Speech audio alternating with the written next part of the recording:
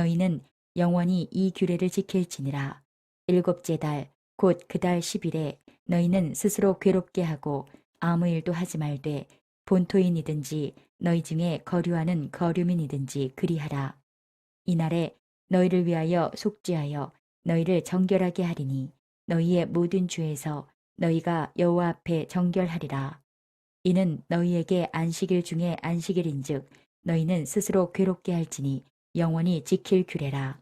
기름 부음을 받고 위임되어 자기의 아버지를 대신하여 제사장의 직분을 행하는 제사장은 속죄하되 세마포 옷 곧 거룩한 옷을 입고 지성소를 속죄하며 회막과 제단을 속죄하고 또 제사장들과 백성의 회중을 위하여 속죄할지니 이는 너희가 영원히 지킬 규례라. 이스라엘 자손의 모든 죄를 위하여 1년에 한 번 속죄할 것이니라. 아론이 여호와께서 모세에게 명령하신 대로 행하니라. 안녕하세요. 산정목교회 여러분, 하나님께서 은혜 주시는 귀한 한날 되기를 소망합니다. 또한 말씀을 통해서 큰 은혜로 우리가 주님 앞에 나아갈 수 있는 귀한 날이 또한 되기를 소망합니다. 우리가 오늘 하게 되는 것은요, 레위기입니다. 레위기의 개관에 대해서 먼저 좀 말씀을 드리도록 하겠습니다. 레위기가 무슨 책이냐라고 한다면 딱 하나 생각하시면 돼요. 거룩입니다. 거룩함이라는 겁니다. 그래서 주제가 거룩함이에요. 목적은요, 어떻게 이스라엘이 하나님과 교제하는 가운데 제사장 나라와 거룩한 백성으로 살 수 있는지 보여주기 위해서 기록이 되었습니다. 내용은요, 하나님 앞에서의 성결과 이웃사랑에 관련된 여러 가지 법이 있고요.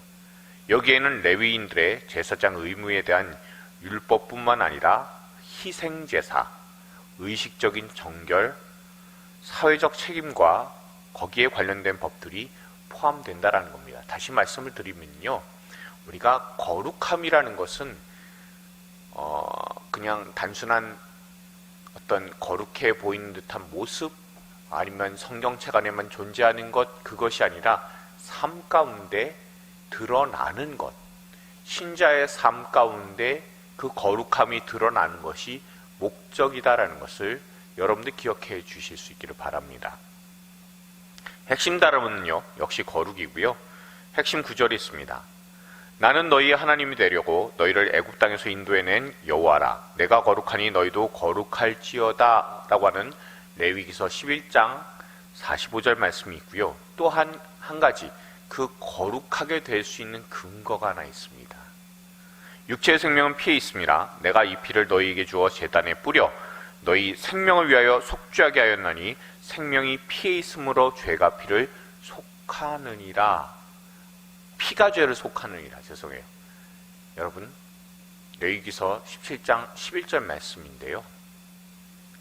결국엔 죄 사함이 거룩이고요.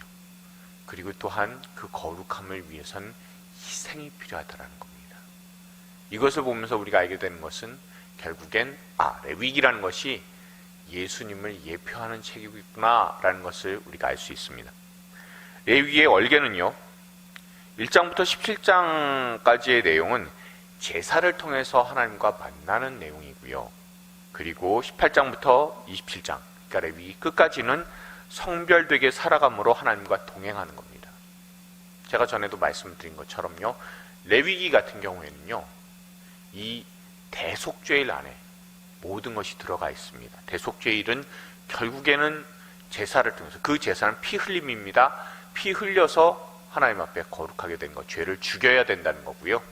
또한 이것으로 끝나는 것이 아니라 사람은 그 피 흘림으로 정결케 되었으니까 생활 속에서 하나님과 동행하는 것, 늘 죄악의 유혹이 있지만 그 유혹을 자꾸 떠나보내는, 아사셀 염소처럼 그렇게 떠나보내는 그 일들을 감당을 해야 된다 라는 것을 볼 수가 있어요. 그러니까 제사를 통해서 주님과 늘 교제하고요, 만나고요, 또한 이 성별된 삶으로 주님과 동행한다는 것을 여러분 기억하시기 바랍니다. 그래서 제사를 통해서 하나님과 만나는 전반부 같은 경우에는요, 제사에 관한 규례나 제사장에 관한 규례나 정결이 무엇인지 거기에 대한 규례나 속죄일에 관련된 규례나 이런 규례들이 쭉 등장을 하게 됩니다. 그리고 후반부 성별되게 살아가는 성결한 삶을 사는 것이 예수 믿는 사람들이기 때문에 일반 백성이 어떻게 성결해야 되는지, 제사장이 어떻게 성결해야 되는지, 성별하는 절기가 어떤 건지, 그리고 그것을 다 지켰을 때 하나님께서 어떻게 축복하시는지, 이 내용들이 그대로 들어와 있는 게 바로 이 레위기다라는 것을 여러분 생각하시면 됩니다. 장소는요, 시내산에서 지어진 책입니다.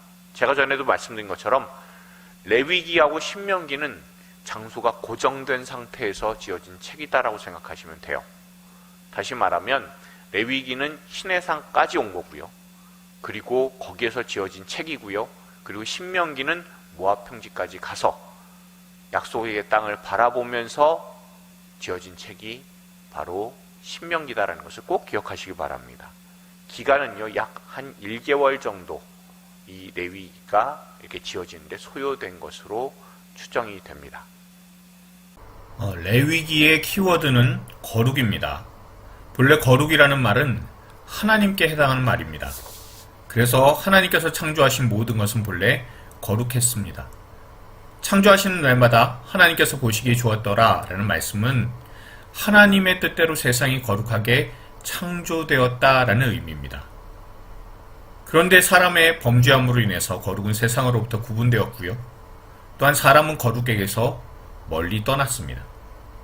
하지만 하나님께서는 하나님의 언약 백성을 불러내어 세상과 구분하셨고, 하나님을 닮은 모습을 잃어버린 사람들에게 시내산에서부터 그 거룩함이 무엇인지 알려주어서 하나님의 임재를 회복하도록 하셨습니다. 그리고 성막을 통해 하나님의 거룩하신 성품과 출애굽의 여정 가운데 나타난 모든 것들이 하나님의 거룩하심과 관계가 있다는 것을 알려주셨습니다. 우리가 느끼는 레위기는요, 법률이기 때문에 참 딱딱하고 어렵습니다. 그렇지만 하나님께 나아가는 제사라는 시스템을 통해 하나님과의 관계가 회복되고 성별이라는 삶의 구조화를 통해서 하나님과 동행하도록 그 방법이 적혀있는 책이 레위기다라는 것을 기억하시기 바랍니다. 비록 예수 그리스도로 인해 그 제사라는 게 보편화와 간소화가 이루어졌습니다. 그리고 삶의 구조화가 복음에 맞게 바뀌기는 했어도 그 안에 흐르고 있는 하나님의 마인드는 반드시 기억할 수 있어야 돼요. 이 마인드가 하나님께서 율법을 하나님을 믿는 백성에게 주신 까닭이기 때문에 그렇습니다. 그래서 율법이란 다른 게 아니라 하나님의 마인드입니다. 그리고 그 하나님의 마인드가 바로 거룩이다라는 것을 늘 기억할 수 있길 바랍니다. 이스라엘 백성이요, 430년간 애굽에서 노예 생활했잖아요. 그렇기 때문에 제사, 예배에 대한 개념도 없고요. 애굽에서의 우상 숭배로 인해서 하나님께 드려지는 제사, 예배에 대해서 뒤틀리고 오염된 가치관을 갖고 있었습니다. 이런 모습은 모세가 잠시 자리를 비웠을 때가 있잖아요. 하나님께 나아가기 위해 시내산에 갔었던 바로 그 사이에 우상 숭배하잖아요. 금송아지로. 그때 나타나는 것을 보면 알 수가 있어요. 그러나 하나님께서는 이런 이방인의 제사 방식을 허용하지 않으셨습니다. 그리고 생활에서도 이방인의 태도로 산다라는 것을 용납하지 않으셨어요. 그래서 올바른 제사와 올바른 생활 양식을 가지게 하므로 거룩한 하나님의 백성으로 다듬어 갈 수 있도록 이 레위기를 주셨다는 것을 기억하시기 바랍니다. 그런데 그 레위기는요, 대속죄일이 그 중심이에요. 대속죄일이 중요한 이유는 범죄한 사람이 하나님께서 계신 지성소에 나아가서 교제하게 되는 유일한 날이기 때문에 그렇습니다. 그럼 대속죄일 날 벌어지는 것은 우리가 잘 알고 있잖아요. 그 대속죄일 날 대속죄일에 희생 염소가 2마리가 뽑히게 돼요. 2마리가요, 우리가 잘 아는 대로 하나는 여호와를 위해, 하나는 아사셀을 위해서 뽑습니다. 여호와를 위해서 뽑는 이 염소는 일단은 죽여요. 죽이고, 그리고 이 염소의 피를 성소장에 뿌리고, 그리고 속죄소 앞에 뿌리게 된다는 것을 우리는 잘 알고 있습니다. 속죄를 위해서 하나님께 바치는, 죽이는 겁니다.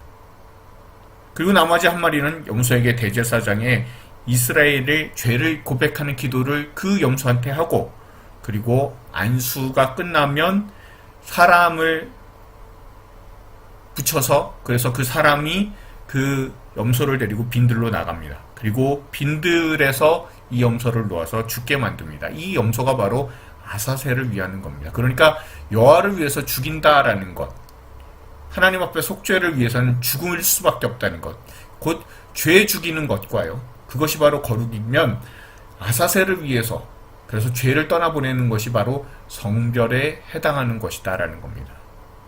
여러분, 그렇게 나오는 레위기의 제사의 내용들을 우리가 다시 한번 살펴보면 이렇습니다. 제사를 드리는 목적은요, 거룩의 회복입니다. 그리고 제사의 내용은 올바른 예배와 생활입니다. 5대 제사는요, 번제, 소제, 화목제, 속죄제, 속건제인데 이 모든 것이 경우에 따라, 상황에 따라 하나님께 어떻게 해서든 나아가야 된다라는 것을 기억하시기 바랍니다. 그냥 5개 제사 때문에 골치 아프다, 너무 많다, 이렇게만 여러분 생각하지 마시고요. 여기에 어떤 상황에도 하나님께 나아가야 된다 라는 것을 기억하신다면, 각각의 나아가는 상황에 따라서 재물도 다르고, 그리고 이런 때든 어떤 때든 하나님께 나가야 되는구나 라는 것을 알리시는 게 5대 제사 안에 들어가 있다는 걸 여러분 기억하시면 됩니다. 또한 절기가 있어요. 절기를 여러분들 생각해 보시면, 우리가 추석 다가오게 되면은 마음이 되게 들뜨잖아요. 뭐 한 건 없고, 그리고 팍팍한 생활이기도 하지만 그래도 마음이 풍성해지는 듯한 느낌이 들잖아요. 그 절기를 통해서 우리가 깨닫게 되는 것은, 시간이 이렇게 점점 돌게 되고 그 절기 때마다 내가 무엇인가를 할 수가 있다, 하게 된다라는 것을 깨닫게 되는 순간입니다. 다시 말하면 이 절기를 하나님께서 회복하게 하신 것, 그리고 주신 것은요, 그 생활 속에서 그 거룩함이 회복될 수 있도록, 세상과는 구별되는 삶을 살도록, 하나님의 백성으로서의 삶을 온전하게 살아갈 수 있도록 하나님께서 절기를 통해서, 그래서 하나님께 나아갈 수 있도록 하셨다는 것을 기억을 해야 됩니다.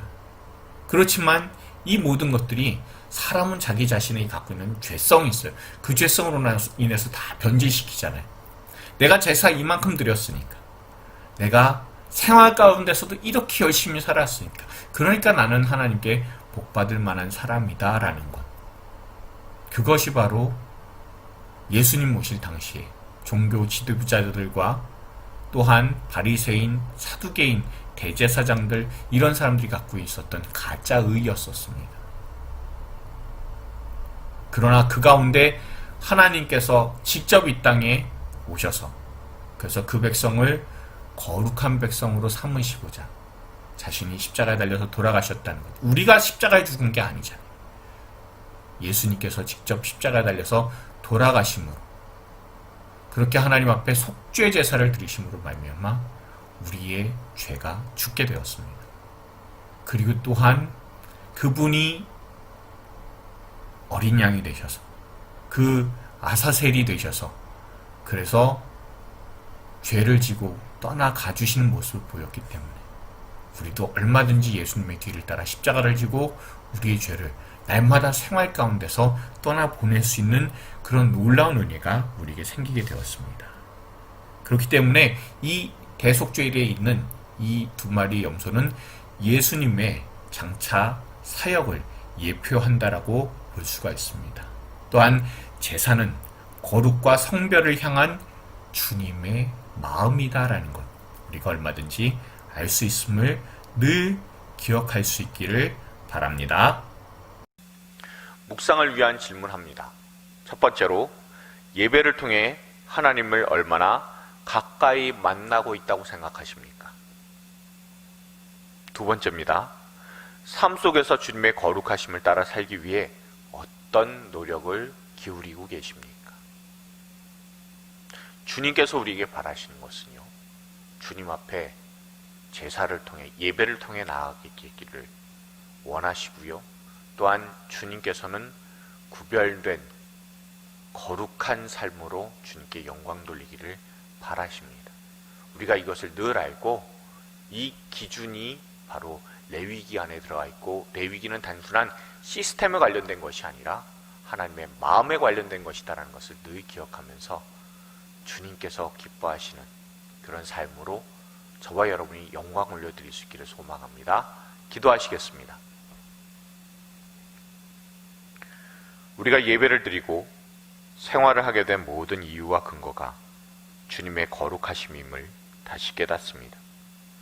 하나님의 자녀답게 거룩하기를 바라시는 하나님의 마음을 늘 기억하면서 예배를 통해 그리고 생활을 통해 거룩함을 유지하며 날마다 주님을 닮아가게 하여 주시옵소서. 삶 가운데 거룩하신 주님께서 미워하시는 죄를 짓지 않도록 늘 이끌어 주시고, 우리의 부족함과 연약함으로 미혹당해 죄에 빠지게 되는 순간 빨리 죄의 자리에서 벗어나 주님께로 돌이키게 하여 주시옵소서. 우리의 죄 문제를 위해 십자가에 돌아가신 우리 주 예수 그리스도의 이름으로 기도드렸습니다. 아멘.